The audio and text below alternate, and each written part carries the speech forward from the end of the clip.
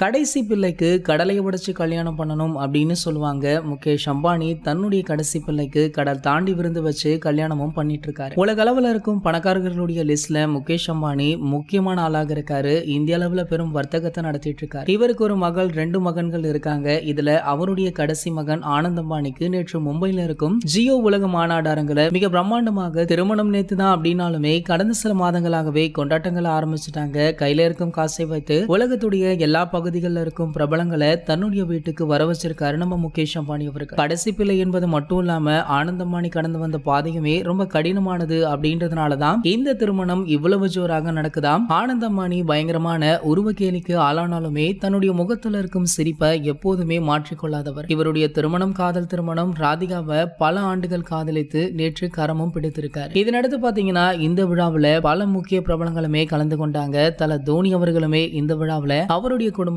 கலந்து கொண்டிருக்காரு. தோனி அவர்கள் இதற்கு முன்னாடி அம்பானி குடும்பத்துடன் நடந்த அனைத்து விழாக்களிலுமே கலந்து கொண்டிருக்காரு. அந்த வகையில் நேற்று கலந்து கொண்ட தோனி அவர்கள் ஆட்டம் பாட்டம் அப்படின்னு இந்த திருமணத்தை சிறப்பித்தும் இருக்காரு.